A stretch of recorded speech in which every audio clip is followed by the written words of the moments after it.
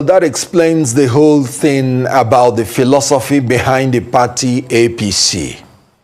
The only thing they think about is the next election, not the next generation. Let me say it clearly, that the oil subsidy, even as presently constituted, is still a fraud. So this APC, in addition to thinking about only election, cannot and do not have what it takes to think about the next generation. They simply ran away with the power that they did not win. Everything about him was a failure. Right, I can't stop laughing because those statements there, of course, you know Kenneth Okonkwo, he's always so straightforward and blunt, I must say. So that isn't a surprise. But I think I have lots of packages in that statement or in that interview for you.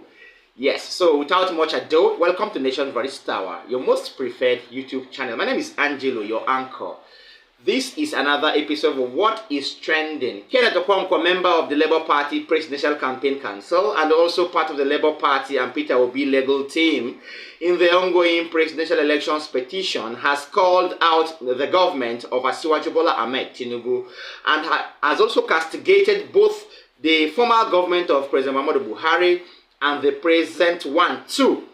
Why is Kenneth Okonkwo doing this? Let me tell you why.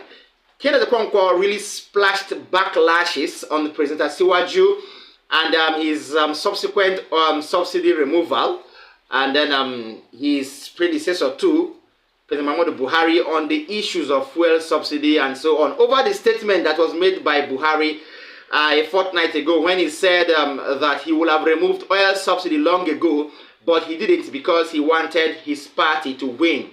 Yes, he knew that if he did that, he wouldn't actually pave way for the APC to win the elections. Now, formally, Kenneth Okonkwo also called out Asari Dokubo for his statement made over the alleged involvement of the Nigerian Army and the Nigerian Navy in oil theft in the south region of the country. He said lots of things, okay? Lots of statements, he exposed lots of secrets, he gave lots of solutions that I may not even say right now.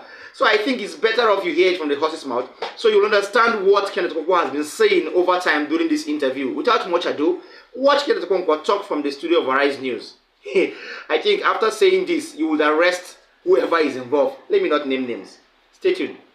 That explains the whole thing about the philosophy behind the party APC. The only thing they think about is the next election, not the next generation.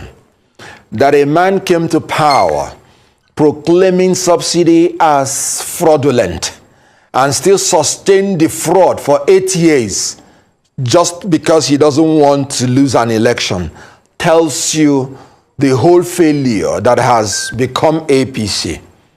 As a matter of fact, the present leader whom he purportedly put in office said the financial system under his regime was rotten. Don't take my words for it. Take the words of the person he said he installed. Let me say it clearly, that the oil subsidy, even as presently constituted, is still a fraud. So this APC, in addition to thinking about only election, cannot and do not have what it takes to think about the next generation. They simply ran away with the power that they did not win and chose the legal option. Nigeria is the only country where somebody that was supported by everybody that is anything in a country will be declared that he lost. But thank God he's a statesman. He was thinking about the next generation and he called for calm, remembering that no politician's ambition is worth the blood of a Nigerian citizen. Let those that want to grab it at all costs continue. They will have an expiry date. But I tell you that the election is won by somebody that even the international community knows that he won. And even every Nigerian knows that he won. So subsidy is still a scam. And the last president that ran a rotten financial system does not have what it takes to tell us who won the election. At the appropriate time, the world will say who won the election. I want to hear, if you say you have removed subsidy, I want you not to increase my electricity tariff Because the only reason you say we should absorb the subsidy is because you said you will use it for electricity, you will use it for roads, you will use it for water. I came out from my house, the light was dark, and you want to increase tariff. Then what are you using for the subsidy? I do not want to hear sharing of money. Please, use this subsidy you have ended. Increase the salaries of the civil servants. Let us see tangible, verifiable, and accountable issues that we can hold you responsible for. Not invisible sharing of money to invisible human beings that lead the poor people into more poverty and enrich the corrupt class in a more intransparent way. So please, I do not like hearing anything subsidy. It has become a nomenclature for corruption. Even the president at a time passed a vote of no confidence on the people that speak for him. Everything about him was a failure, and the failure is being transmitted to the next generation of the leaders he has imposed on us, which have become, even in a very short while, unmitigated disaster.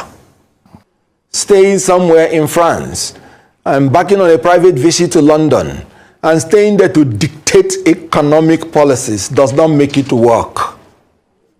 I am a lawyer to the army, and I take exception to anybody coming out publicly to say 99.9% of the military that they are thieves.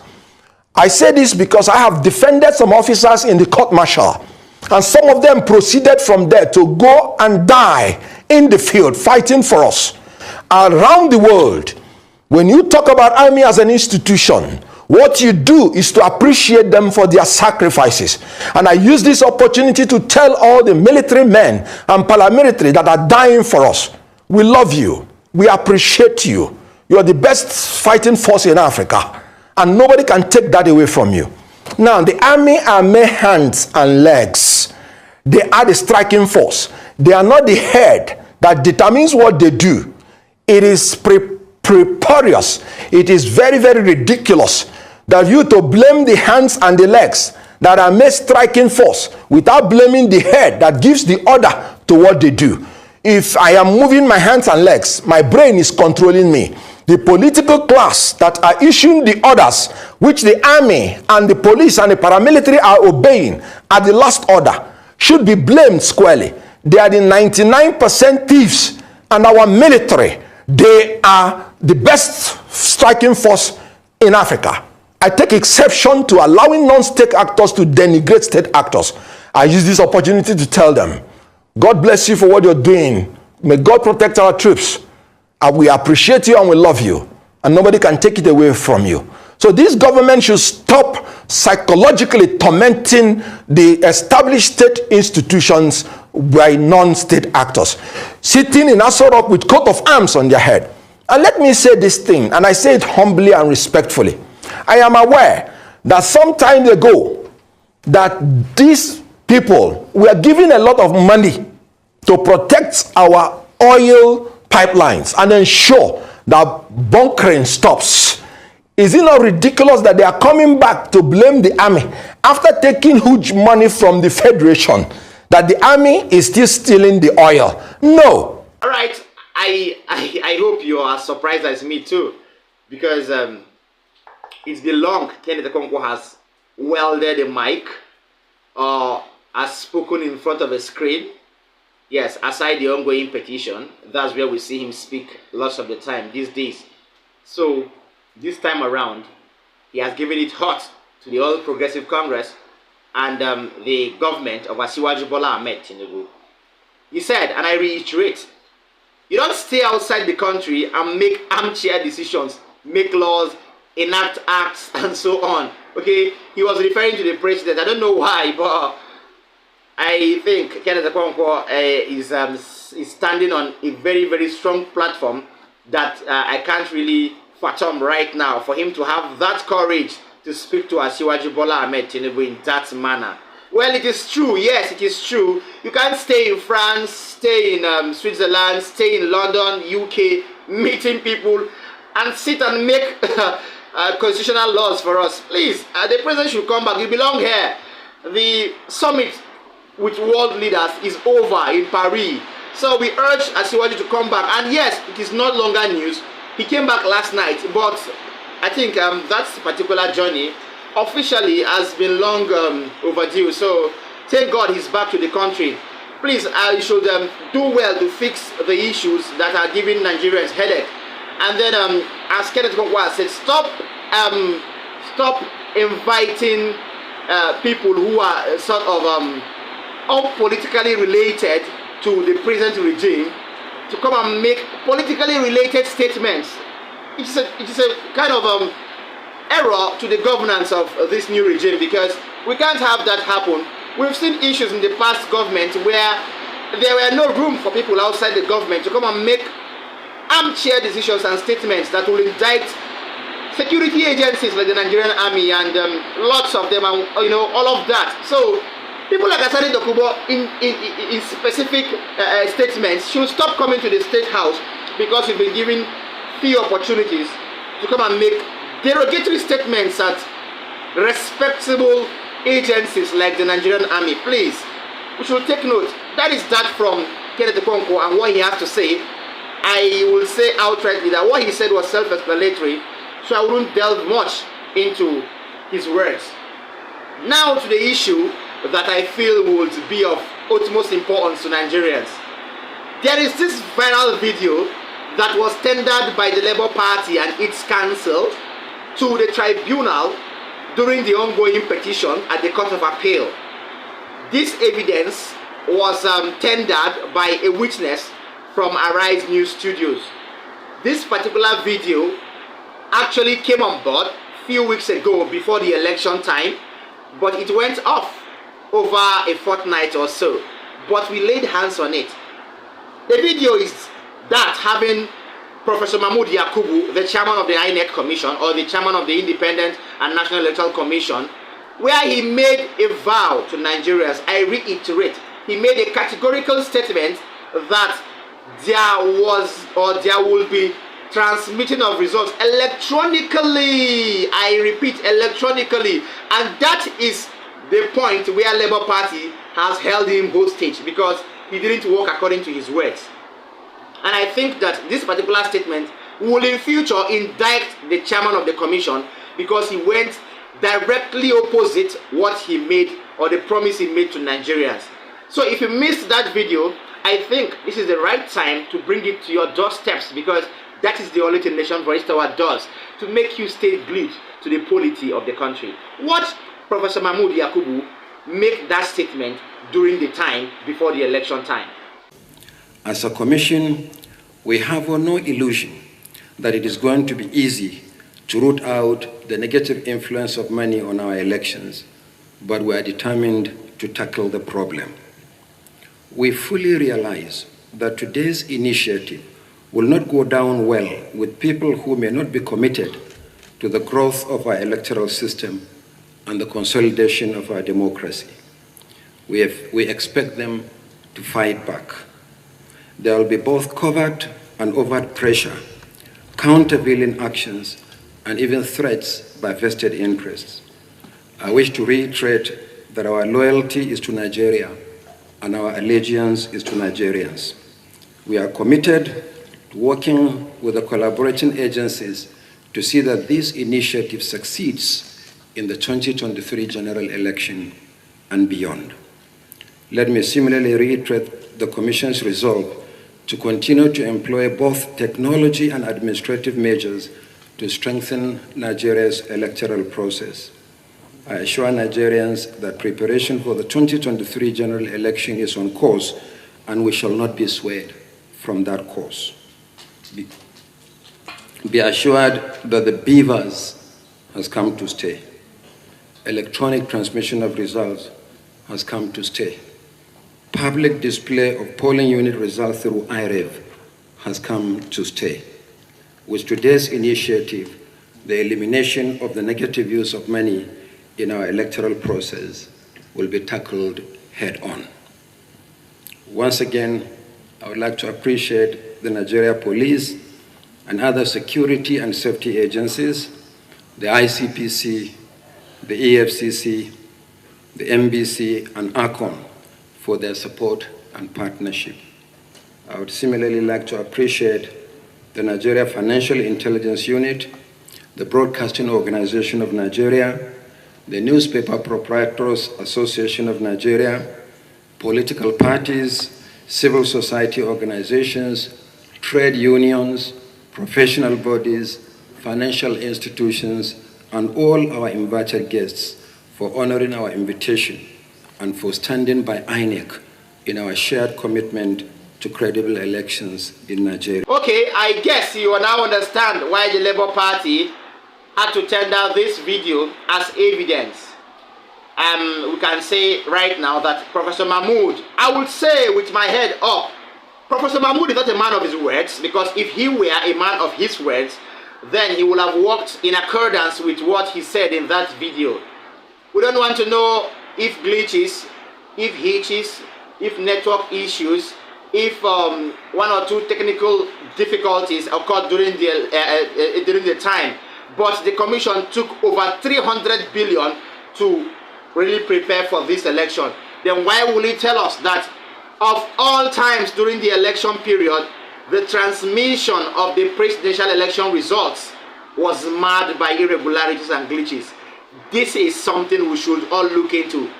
There is a red, let me say a red snake. Yes, there is a red snake in this, and there is a black rat in this. There is a foul play in this. So Professor Mahmood should do the needful, because I am told that he has been invited countless times to the tribunal and he has evaded that invitation.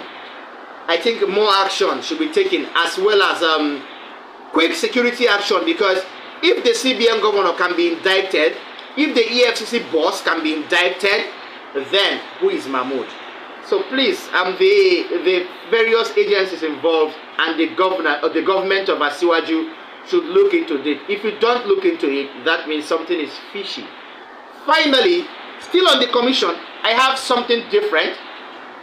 Barrister Festus Okoye, the chairman, Information and Voter Education Committee in the National Electoral Commission, INEC, has come out to defend the commission over reactions drawn by the failure of the just concluded general elections.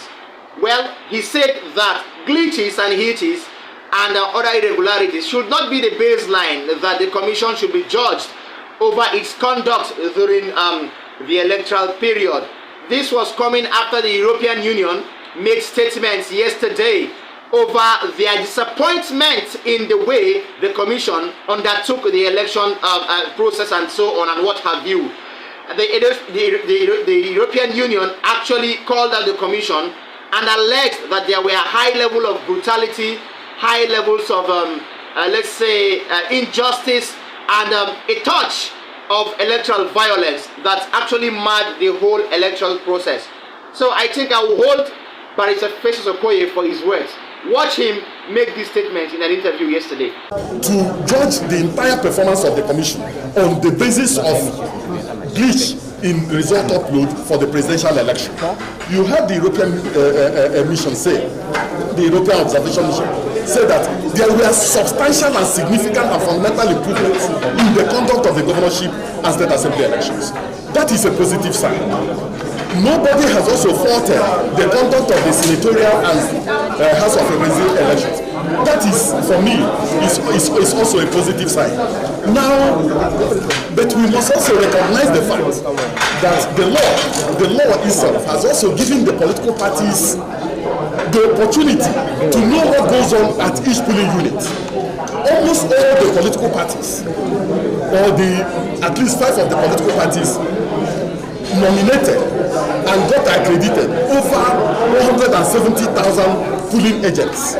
So what that means is that they had primary evidence of the results from the polling units, and it is those results from the polling units. So, and it cannot be correct for a political party to rely only on result upload in order to get the evidence with which he wants to prosecute his case in court. But as I say, we have cases in court, petitions are already in court. Let the court make a determination of whether the commission did well or the commission did not do well. As far as we are concerned, we are going to present our report. We are going to make our submissions to the court. We are going to present what we know and what we did during the elections to the Presidential Election Petition Tribunal and all the other election petition tribunals, and then they will make a determination on going forward. But as far as the commission is concerned, there were so many positives to this election. There were also significant challenges and problems with the election. We are going to address those challenges and those problems. And if we receive most of the reports from the domestic and international observers, we will harmonize them, take out the actionable ones that have administrative flavor. We will implement them. If there are still challenges with the Electoral Act 2022 and the constitutional framework, we will also join Nigerians and go before the National Assembly to get both the constitutional and legal framework amended. But let me say this, that as Nigerians, we must have faith in our democratic institutions, we must have faith in our democracy, and we must continue to work on our democracy, because the electoral process and democracy will keep on improving. There is no country in the world that can say it has a perfect democracy. No. You have to grow it, you have to nurture it, and you have to keep on nurturing it. Challenges will emerge, but the robustness of the institutions will determine how strong a democracy is, and that is my position. All right, those statements there also indicted Barrister Festus Okoye, and well, he works with the commission, so I don't expect anything more from him than to make statements that would applaud and advocate for the good conduct of the commission, whereas it wasn't so during the general elections. Before I draw it, or before I draw the curtain here, or before I call it quits at this point of the content creation for you, I will say that all our viewers have been doing well by doing the needful to make us go viral, but I would also tell you to please do more, because we need you to do more. To all our subscribers, both incoming and not yet existing, please tap the subscribe button. Don't also forget to tap the notification bell so you will get an update anytime we drop a new video. And then finally, like, share, and watch till the end. Also do well to drop a comment for us in the comment section. All these things you do make YouTube, make our videos go viral. Thanks so much for your actions and for your support over time. See you in my next video. Bye.